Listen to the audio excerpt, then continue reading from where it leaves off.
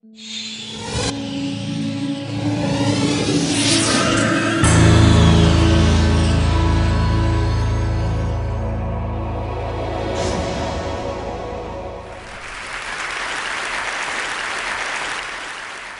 I want to start by offering you a free, no-tech life hack. And all it requires of you is this, that you change your posture for 2 minutes. But before I give it away, I want to ask you to right now do a little audit of your body and what you're doing with your body. So how many of you are sort of making yourselves smaller? Maybe you're hunching, crossing your legs, maybe wrapping your ankles. Sometimes we hold on to our arms like this. Sometimes we spread out. I see you. So I want you to pay attention to what you're doing right now. We're going to come back to that in a few minutes, and I'm hoping that if you sort of learn to tweak this a little bit, it could significantly change the way your life unfolds. So we're really fascinated with body language, and we're particularly interested in other people's body language. You know, we're interested in, like, you know, an awkward interaction, or a smile, or a contemptuous glance, or maybe a very awkward wink, or maybe even something like a handshake. Here they are arriving at number 10, and look at this lucky policeman gets to shake hands with the President of the United States. Oh, and here comes the Prime Minister of the... No.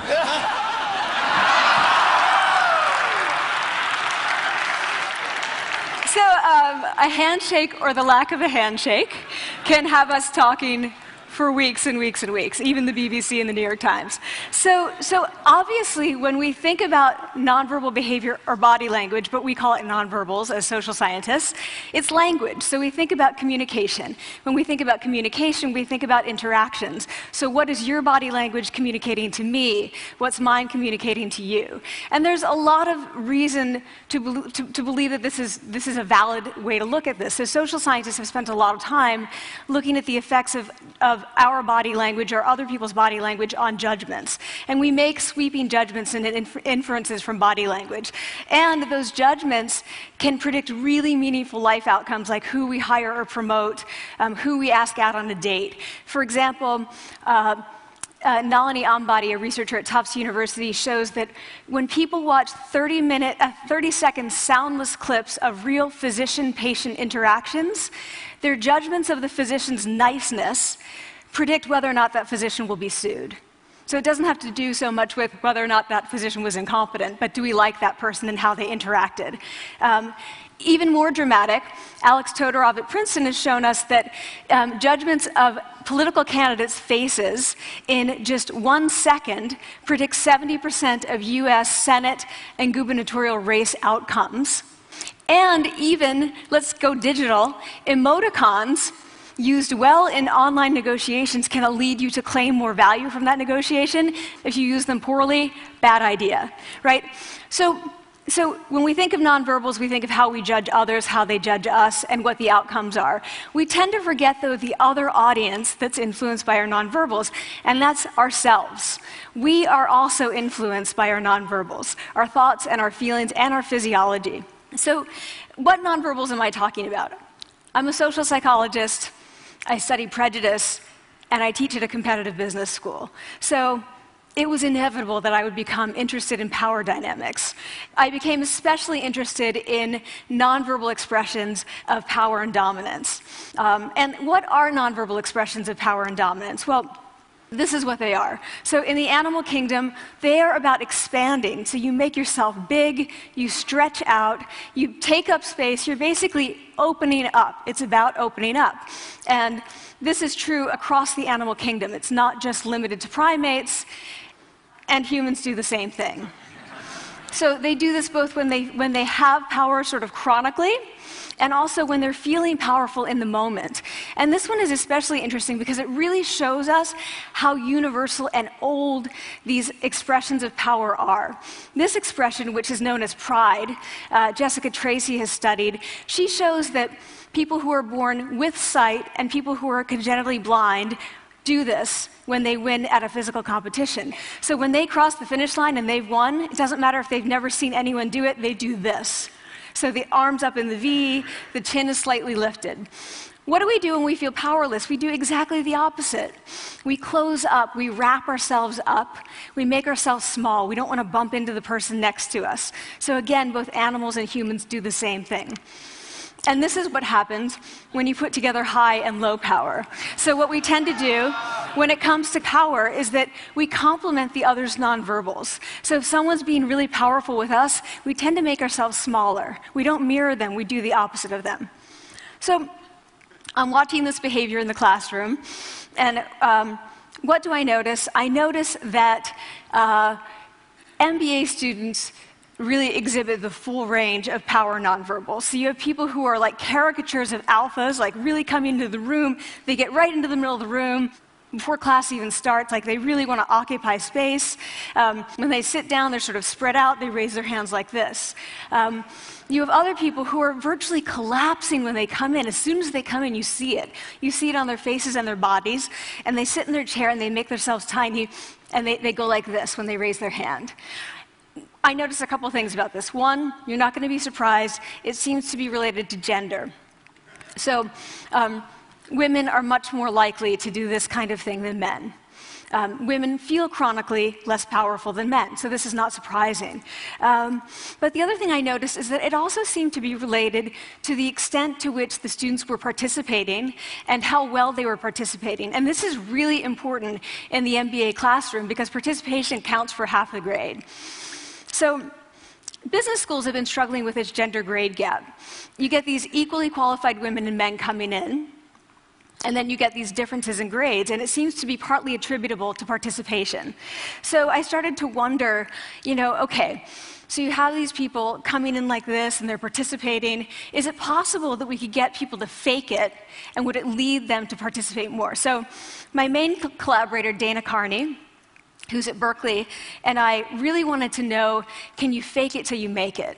Like, can you do this just for a little while and actually experience a behavioral outcome that makes you seem more powerful? So we know that our nonverbals govern how other people think and feel about us. There's a lot of evidence, but our question really was, do our nonverbals govern how we think and feel about ourselves? There's some evidence that they do. So, for example, when we smile when we feel happy, but also when we're forced to smile by holding a pen in our teeth like this, it makes us feel happy. So it goes both ways. When it comes to power, it also goes both ways. So when you feel powerful, you're more likely to do this, but it's also possible that when you pretend to be powerful, you are more likely to actually feel powerful. So the second question really was, so we know that our minds change our bodies, but is it also true that our bodies change our minds? And when I say minds, in the case of the powerful, what am I talking about? So I'm talking about thoughts and feelings and the sort of physiological things that make up our thoughts and feelings. And in my case, that's hormones. I look at hormones. So what do the minds of the powerful versus the powerless look like? So powerful people tend to be, not surprisingly, more assertive and more confident, more optimistic. They actually feel that they're going to win even at games of chance. They also tend to be able to think more abstractly. So there are a lot of differences. They take more risks. There are a lot of differences between powerful and powerless people. Physiologically, there also are differences on two key hormones, testosterone, which is the dominance hormone, and cortisol, which is the stress hormone. So what we find is that high-power alpha males in primate hierarchies have high testosterone and low cortisol. And powerful and effective leaders also have high testosterone and low cortisol. So what does that mean? When you think about power, people tended to think only about testosterone because that was about dominance. But really, power is also about how you react to stress. So do you want the high-power leader that's dominant, high on testosterone, but really stress reactive? Probably not, right? You want the person who's powerful and assertive and dominant, but not very stress reactive, the person who's laid back. So we know that in primate hierarchies, if an alpha needs to take over, if an individual needs to take over an alpha role sort of suddenly, within a few days, that individual's testosterone has gone up significantly and his cortisol has dropped significantly. So we have this evidence, both that the body can shape the mind, at least at the facial level, and also that role changes can shape the mind. So what happens, okay, you take a role change, what happens if you do that at a really minimal level, like this tiny manipulation, this tiny intervention? For 2 minutes you say, I want you to stand like this, and it's going to make you feel more powerful. So this is what we did. We decided to bring people into the lab and run a little experiment. And these people adopted for 2 minutes either high power poses or low power poses. And I'm just going to show you 5 of the poses, although they took on only 2. So here's one, a couple more. This one has been dubbed the Wonder Woman by the media. Here are a couple more. So you can be standing or you can be sitting. And here are the low power poses. So you're folding up, you're making yourself small. This one is very low power. When you're touching your neck, you're really kind of protecting yourself. So this is what happens. They come in, they spit into a vial. We, for 2 minutes, say, you need to do this or this. They don't look at pictures of the poses. We don't want to prime them with the concept of power. We want them to be feeling power, right? So 2 minutes they do this. We then ask them, how powerful do you feel on a series of items? And then we give them an opportunity to gamble. And then we take another saliva sample. That's it. That's the whole experiment. So this is what we find. Risk tolerance, which is the gambling. What we find is that when you're in the high power pose condition, 86% of you will gamble. When you're in the low power pose condition, only 60%. And that's a pretty whopping significant difference. Here's what we find on testosterone. From their baseline when they come in, high power people experience about a 20% increase, and low power people experience about a 10% decrease. So again, 2 minutes and you get these changes. Here's what you get on cortisol. High power people experience about a 25% decrease, and the low power people experience about a 15% increase. So 2 minutes lead to these hormonal changes that configure your brain to basically be either assertive, confident, and comfortable, or really stress reactive, and feeling sort of shut down. And we've all had that feeling, right? So it seems that our nonverbals do govern how we think and feel about ourselves. So it's not just others, but it's also ourselves. Also, our bodies change our minds. But the next question, of course, is, can power posing for a few minutes really change your life in meaningful ways? So this is in the lab, it's this little task, it's just a couple of minutes. Where can you actually apply this, which we cared about, of course.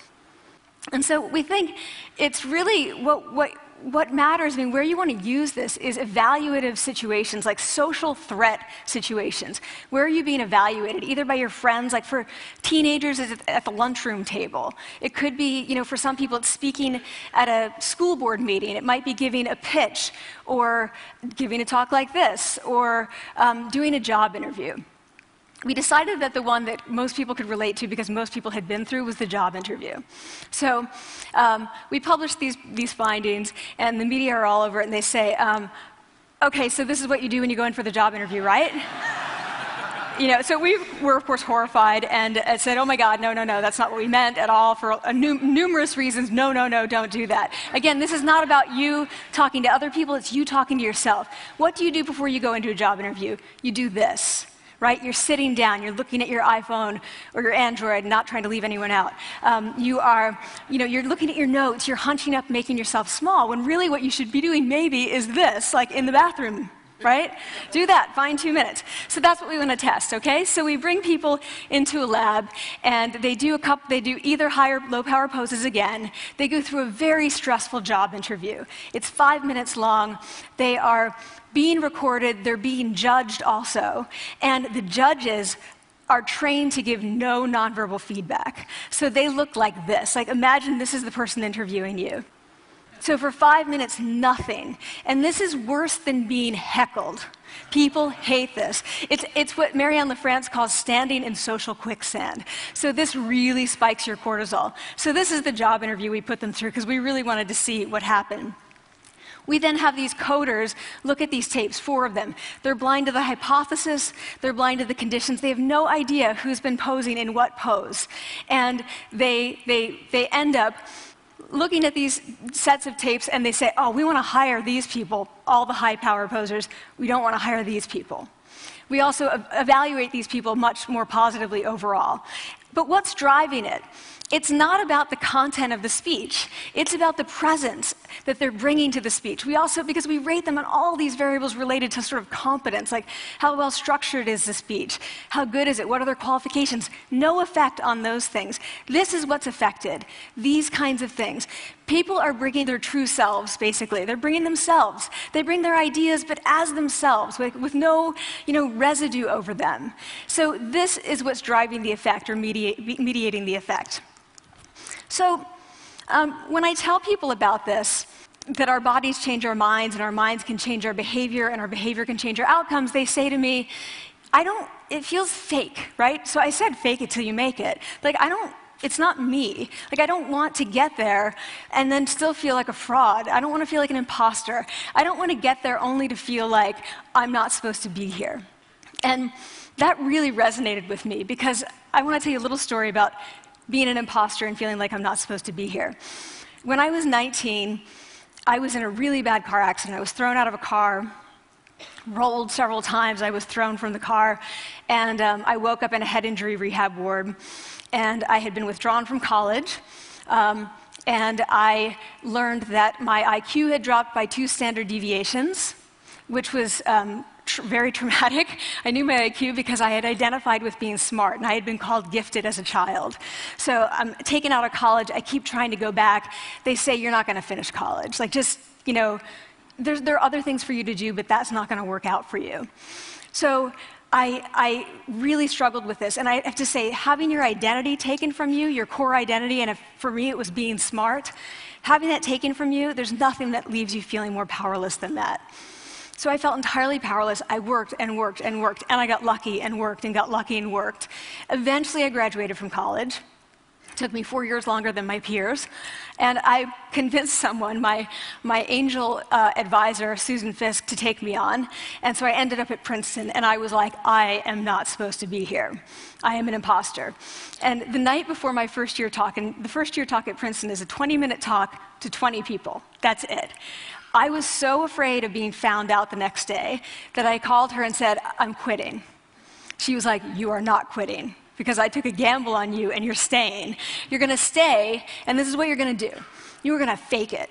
You're going to do every talk that you ever get asked to do. You're just going to do it and do it and do it, even if you're terrified and just paralyzed and having an out-of-body experience until you have this moment where you say, oh my gosh, I'm doing it. I have become this.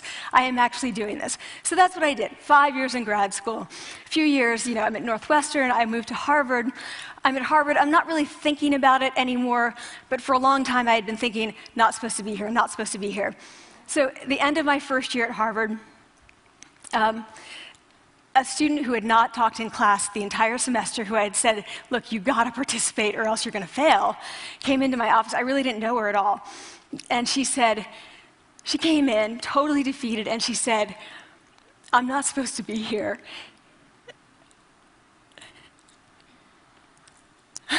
And that was the moment for me, because 2 things happened. One was that I realized, oh my gosh, I don't feel like that anymore. I don't feel that anymore, but she does, and I get that feeling. And the second was, she is supposed to be here.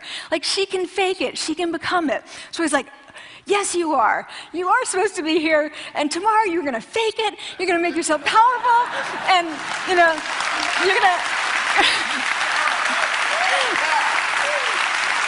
and you're going to go into the classroom, and you are going to give the best comment ever. And she gave the best comment ever. And people turned around, they were like, oh my God, I didn't even notice her sitting there, She comes back to me months later, and I realized that she had not just faked it till she made it, she had actually faked it till she became it. So she had changed. And so I want to say to you, don't fake it till you make it. Fake it till you become it. It's not do it enough until you actually become it and internalize. The last thing I want to leave you with is this. Tiny tweaks can lead to big changes. So this is 2 minutes. 2 minutes, 2 minutes, 2 minutes.